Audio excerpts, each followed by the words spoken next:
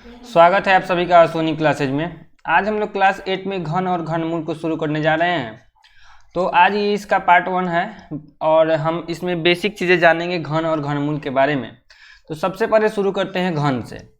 देखिए, घन को इंग्लिश में क्यूब कहा जाता है। कौन चीज़?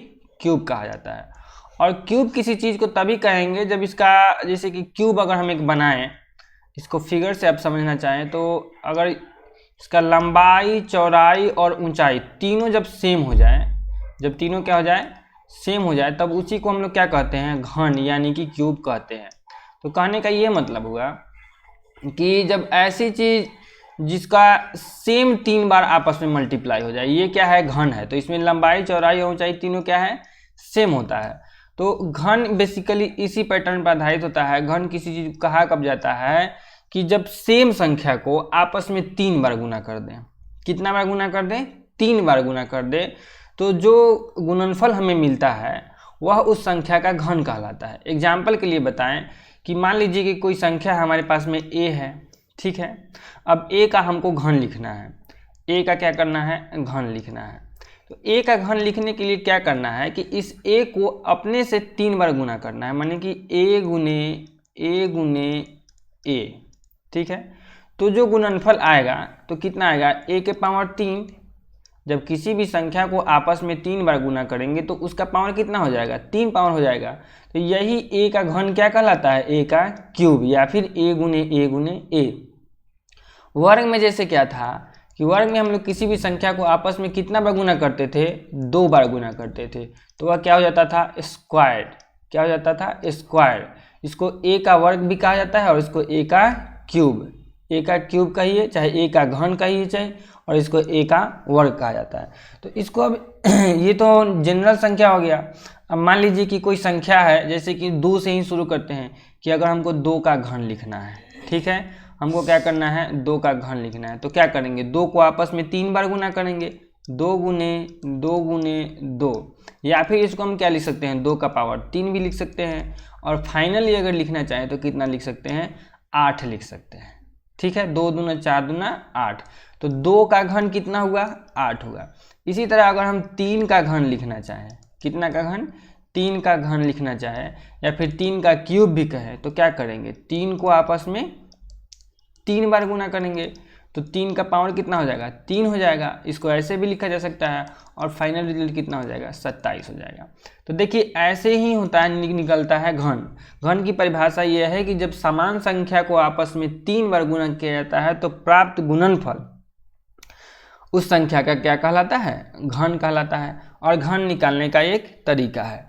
अब आपके लिए एक होमवर्क रहेगा, वो ये रहेगा कि आपको 1 से कितना से 1 से 20 तक का, 1 से 20 तक का घन याद करना है, ठीक है। ये आपके लिए होमवर्क है, आपको ये कर लेना है। अब हम लोग आगे बढ़ते हैं। अब नेक्स्ट हमारा टॉपिक होगा, ये तो घन टॉपिक हो गया। अभी घनमूल में नहीं जाएंगे, अभी घन से रिलेटेड ही जितनी चीज़ें हैं उसको डिस्कस करेंगे। ये घन है। अब एक आपसे पूछेगा परिपूर्ण या फिर पूर्ण घन, परिपूर्ण या पूर्ण घन, ये क्या होता है? इसको इंग्लिश में हम लोग परफेक्ट क्यूब को बोलते हैं। क्या बोलते हैं? परफेक्ट क्यूब भी बोलते हैं। ये होता क्या है? जैसे देखिए, 2 का घन कितना होता है? 8 होता है। 2 का घन कितना हो गया? 8 हो गया। 2 गुने 2 बराबर 8। 3 का घन कितना हो गया? 3 गुने 3, 3 तिहाई 9, 9 तिया 27, यानी कि 27 हो गया। 4 का घन अगर इसी तरह हम लिखें, 4 का घन कितना हो जाएगा? 4 गुने 4, 4 चौका 16, 16 चौका 64। तो देखिए, वैसी संख्या जो किसी संख्या का घन हो, पूर्ण घन या फिर परिपूर्ण घन कहलाती है। फिर से सुनिए, वह संख्या जो किसी संख्या का घन हो, वह संख्या जो किसी संख्या का घन हो, पूर्ण घन कहलाती है। जैसे कि अब 8 है, तो 8 किसका घन है? 2 का घन है। तो 8 को क्या बोलेंगे, 8 को हम बोलेंगे कि 8 पूर्ण घन है, ठीक है। 27 को क्या बोलेंगे कि 27 पूर्ण घन है। इसी तरह 64 को क्या बोलेंगे कि 64 पूर्ण घन है। पूर्ण घन समझ में आ रहा है। वैसी संख्या जो किसी न किसी का घन है, मतलब कि कोनो संख्या होगा जिसको 3 बार गुना करने पर वह आया होगा। जैसे कि 8 क्या है, 2 को 3 बार गुना करने पर आया। 27 क्या है, 3 को 3 बार गुना करने पर आया। और 64 क्या है कि 4 को 4 बार गुना करने पर आया। तो यह जो 8 है, 27 है या फिर 64 है, क्या है, पूर्ण घन है। अब अगर हम इसी में आपसे पूछें, जैसे क्वेश्चन आपसे पूछेगा कि बताएं कि क्या 25 पूर्ण घन है।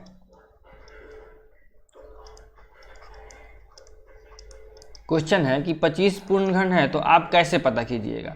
छोटी संख्या है तो आप देख लीजिएगा कि देखिए, एक तो 28 होता है, एक के बार 27 होता है, तो यानी कि 9, 10, 11, 12, 13, 14, 15 से लेकर 26 तक क्या है, कोई भी संख्या पूर्ण घन नहीं। तो छोटा के लिए तो ये है, लेकिन बड़ी संख्या है तो क्या करेंगे, तो उसका हम लोग करते हैं अभाज्य गुणनखंड। 25 का कर लेंगे अभाज्य गुणनखंड। पता करना हो कि कोई संख्या पूर्ण घन है या नहीं, उसके लिए क्या करने के हम लोग उसका अभाज्य गुणनखंड करते हैं। तो 5 से 2 बार कटेगा, यानी कि 25 बराबर हो जाएगा 5 गुने 5, मतलब कि 25 बराबर हो जाएगा 5 का स्क्वायर, ठीक है। लेकिन घन होने के लिए क्या होना चाहिए, पावर 3 होना चाहिए। घन का होने के लिए कितना होना चाहिए, पावर 3 होना चाहिए, और यह पावर 3 है नहीं। तो हम क्या लिखेंगे कि यह पूर्ण घन नहीं है।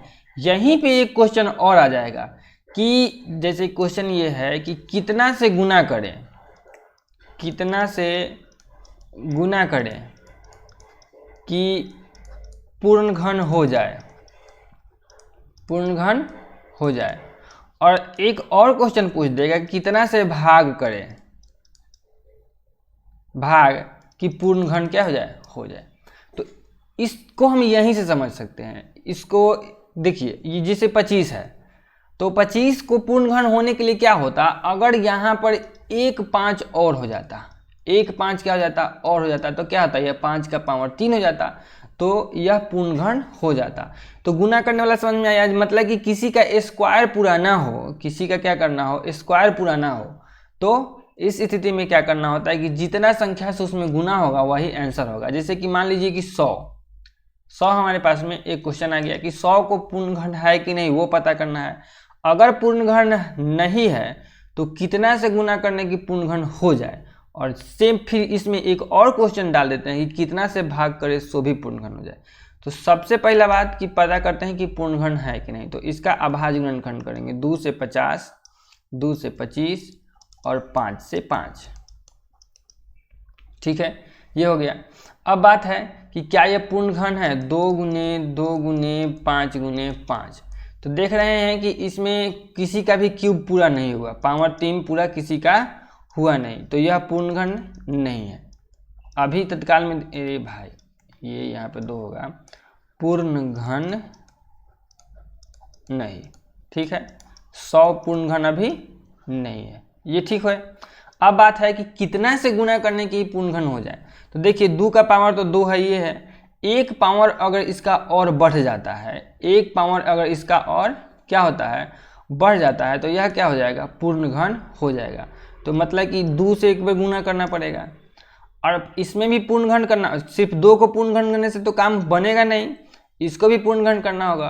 तो इसमें भी 2 पावर है, एक बार इसमें 5 से गुना करें तो क्या हो जाएगा, 2 के पावर 3 हो जाएगा और 5 के पावर कितना हो जाएगा, 3 हो जाएगा। मतलब अब ये क्या हो गया, दोनों का पावर 3 हो गया, तो ये पूर्ण घन हो गया।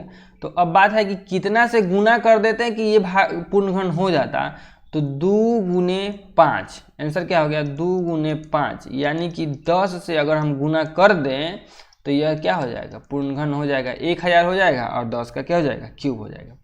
अब हमारे पास में क्वेश्चन ये है कि कितना से भाग कर देते कि ये पूर्ण घन हो जाता। तो देखिए अभी तत्काल में देखा जाए तो इसमें किसी का क्यूब है नहीं, ठीक है, इसमें किसी का क्यूब है नहीं। तो जब तक किसी का क्यूब नहीं पूरेगा तो भाग करेंगे तो पूरा का पूरा पता चलेगा कि संख्या ही गायब हो गया।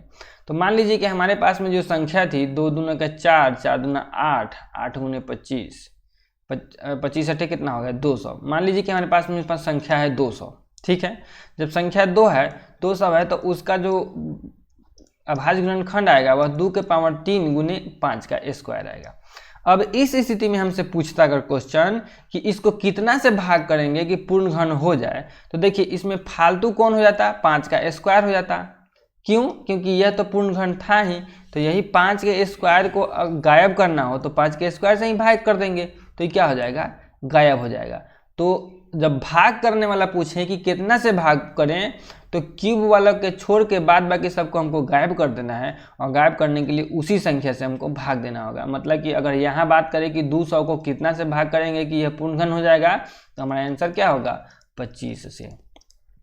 पूर्ण घन का कॉन्सेप्ट समझ में आ गया। तो एक पूर्ण घन का कॉन्सेप्ट और है कि वह संख्या जिसका घनमूल पूर्ण हो जाए, जिसका घनमूल एक पूर्ण संख्या मिलता है, वह भी क्या हो जाता है, पूर्ण घन संख्या होता है। तो घनमूल तो अभी बताए नहीं, इसलिए अभी उस कंसेप्ट को हम छोड़ते हैं। तत्काल में अभी यही समझना है कि पूर्ण घन किसको कहते हैं, या फिर परिपूर्ण घन या फिर परफेक्ट क्यूब किसको कहते हैं। तो जो किसी न किसी का घन है, जैसे कि 8 किसका घन है, 2 का, 27 किसका घन है, 3 का, 64 किसका घन है, 4 का। तो यह 8, 27, 64, 125, ये 343, ये सब क्या है, ये सब पूर्ण घन है। समझ में आया बात। और पूर्ण घन है कि नहीं इसका चेक करने के बाद ही बता दिए कि उसका क्या करना है, हमको अभाज्य गुणनखंड पता करना है। अगर सब क्यूब में आ जाएगा तो पूर्ण घन हो जाएगा। अब जैसे कि एक और एग्जाम्पल हम ले लेते हैं 343, ठीक है। तो 7 से कट जाएगा, 7 चौका 28, 7 नवा 63 और 7 सते 49। तो 7 गुने 7 गुने 7 आया ना, 7 के पावर 3 आया कि नहीं। इसमें आलतू फालतू और अगल बगल में कुछ है नहीं, तो यह क्या है, पूर्ण घन है। तो इस तरह से अगर पूर्ण पावर 3 वाला मिल जाए और उसके अगल बगल में कुछ लगा हुआ नहीं हो गुना में, तो आप समझिए कि वो पूर्ण घन हो जाएगा। अब बात कर लेते हैं घन से रिलेटेड कुछ विशेषताएं। घन की कुछ विशेषताएं ये होती है कि जो सम संख्या का घन होता है, सम का घन क्या होता है, सम ही होता है, ठीक है। Cube of an even number is even, माने कि सम का घन होता है सम। विषम का घन होता है विषम, माने कि विषम संख्या का घन क्या हो जाएगा, विषम संख्या ही होगी। और है कि जो क्रमागत विषम संख्याएं होती हैं ना, उनको हम लोग जो घन का क्रमागत विषम संख्याओं को के रूप में व्यक्त किया जा सकता है। जैसे देखिए घन कहाँ से शुरू होता है, 1 से। तो 1 तो खुद ही में एक विषम संख्या है। 1 के बाद में 2 का एक क्यूब आता है, तो 2 दूनी 4 दूनी कितना होता है, 8 होता है ना। 2 का क्यूब कितना होता है, 8 होता है। तो 2 के क्यूब को 8 को हमको क्या कर सकते हैं, 1 जोड़ 3 जोड़ 5। तो 1 को क्या कर दीजिए, खत्म कर दीजिए, क्योंकि 1 का इसमें लग गया। अब देखिए 3 जोड़ 5 यानी कि 2 विषम संख्या के योग के रूप में 8 को डिनोट कर सकते हैं, ठीक है। उसके बाद बनता है 27। 27 को क्या करेंगे कि 7 2 9 2 11, 9 7 16, 16 11 27। तो आप क्या देख रहे हैं कि ये अब 3 क्रमागत विषम संख्याओं के वर्ग के योग के रूप में आ जाता है। तो ये चीज़ भी आपको आगे के प्रश्नावली जब हम लोग 3 के बी के लिए बात करेंगे तो उसमें डिस्कस करेंगे, है कि नहीं।